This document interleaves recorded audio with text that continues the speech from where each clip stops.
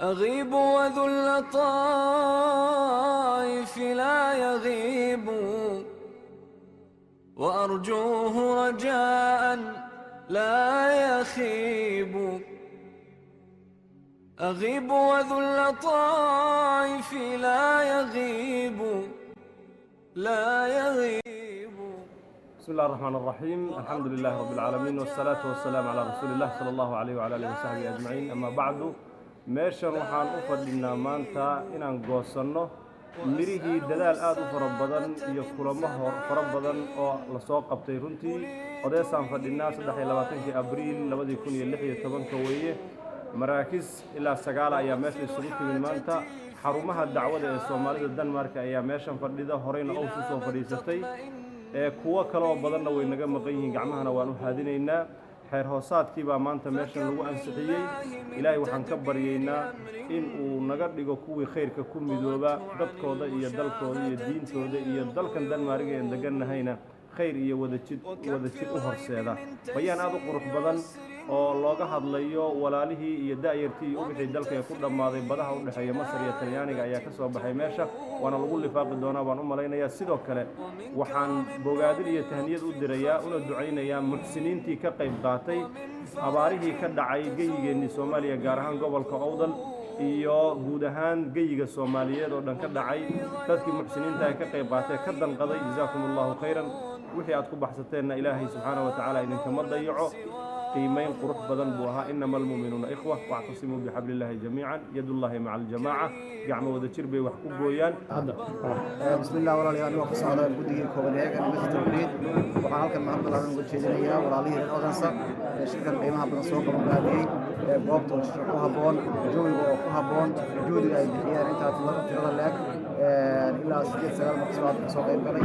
ilaahay subxaanahu wa tacaala waxaa leeyahay miisaan xasanaadka ii saaro oo sidaas ugu badan buu ahaa. juhdiga aad geliseen iyo hawsha intay leeg tahay runtii aad iyo aad bay muqaabil isugu tahay. ilaahay subxaanahu wa tacaala ha idin barakeeyo ayaan leeyahay. waana arrin runtii ku deesho mudan. jazaakumullahu khayran wa baraka fiikum. runtii waxaan halkaan uga qayb galay shir aad iyo aad u qiimo badan, kaasoo ku saabsanaa in la mideeyo markiisyada Denmark.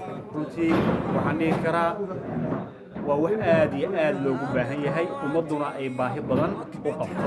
waxaan u arkayaa shir muhiim ah dad badan oo horena aan rabnay inaanu ka qayb galnay inuu yahay shir ummadda Soomaaliyeed oo dhan ku faa'iideynaya. فقد يستوحش الرجل الغريب. aad iyo aad ayaan ugu faraxsanahay maanta shirkii meesha looga dhacay midowga maraakiista Soomaaliyeed ee magaalada waddanka Denmark. waxaan kaloo bogaadinaynaa wixii meesha ka soo baxay. waxay ahaayeen islaamka oo dhan wax u ah, dadka Soomaaliyeed wax u ah. waxay ahaayeen wax horumar ah. waxay wax lagu badbaadinayo dhallaanka Soomaaliyeed ee Yurub iyo dadka ilaalinkiisa habqanka ah ee Soomaaliyeed ee dhibaatada ay keentay qurbaha sidii loo aruuri lahaa, ilaahayna diintoodana ay ku xirnaan lahaayeen. waxaan arkaa shirkan iyo shiraad maasha Allah si aad loo soo qabanqaabiyey, dhalinyaro aqoon-yahano culummo aad loo soo qabanqaabiyey. waxaan leeyahay walaalaha ilaahay miisaan ka saaraysa. waxaan aad iyo aad ugu mahadcelinaynaa dadkii juhdiga waqtiga intaa dheerarka badan, hawsha intaa tirada badan oo u qabteen inay mideeyaan ummadda Soomaaliyeed oo magaaladooda lagu qabto. shir muhiim jiddan halkan ka dhacay, shirkaasoo ku saabsanaa sidii loo midayn lahaa maraakiista Denmark. waxaa soo qabanqaabiyey magaalada Odense iyo magaalada Copenhagen. waxayna noo suurta gashay inaan shirkii ku dooranno guddi oo lagu sameeyo iyo xeer hoosaadkii in la ansixiyey. haddana ku sugayna insha Allah in guddiga la doorto inay shaqadoodii ay ka soo baxaan. bismillahir rahmanir rahim. alxamdulillahi rabbil aalamiin. والصلاة والسلام على أشرف الأنبياء والمرسلين نبينا محمد وعلى آله وصحبه وسلم وبعد. waxaa mahad iskale rahmaanta Rabbi subxaanahu wa tacaala.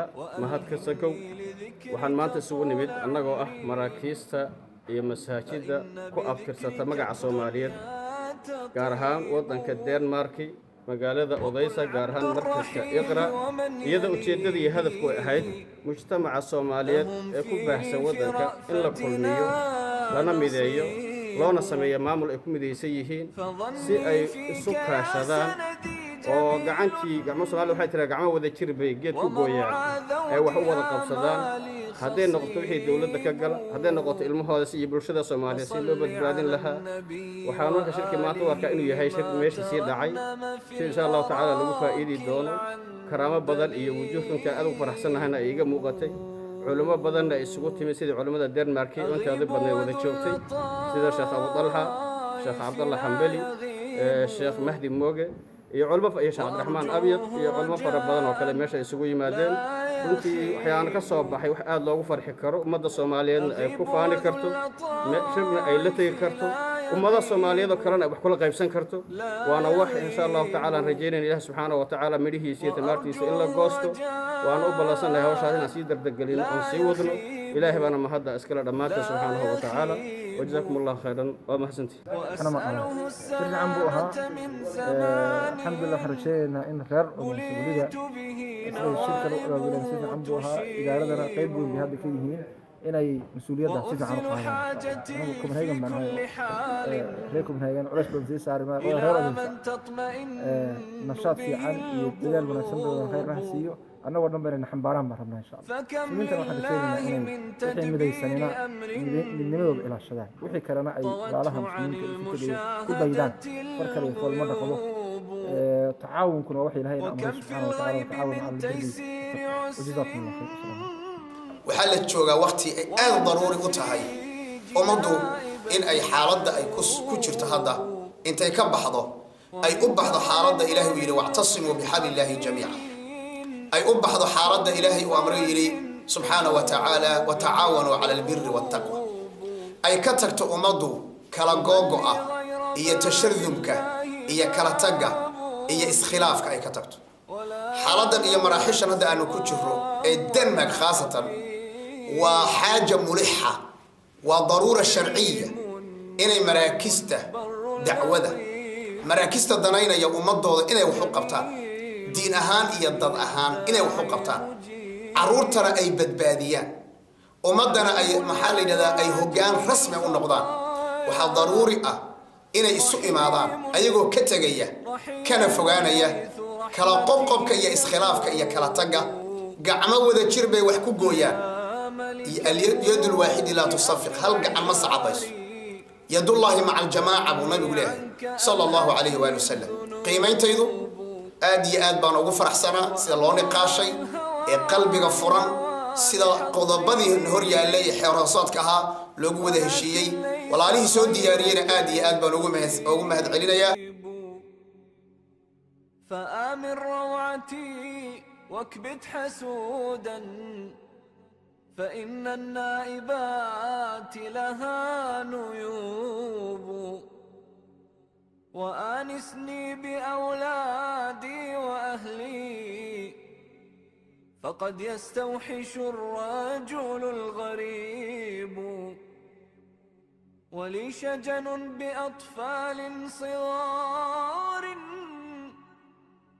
أكاد إذا ذكرتهم أذوب ولكني نبذت زمام أمري لمن تدبيره فينا عجيب هو الرحمن حولي واعتصامي به وإليه مبتهلا أتيب إلهي أنت تعلم كيف حالي فهل يا سيدي فرج قريب فيا ديان يوم الدين فرج هموما في الفؤاد لها دبيب وصل حبلي بحبل رضاك وانظر إلي وتب علي عسى أتوب وراعي حمايتي وتول نصري وشد عراي إن عرت الخطوب وألهمني لذكرك طول عمري فإن بذكرك الدنيا تطيب. وقل عبد الرحيم ومن يليه لهم في ريف رأفتنا نصيب. فظني فيك يا سندي جميل ومرعى ذود آمالي خصيب. وصل على النبي وآله ما ترنم في الأراك العندليب.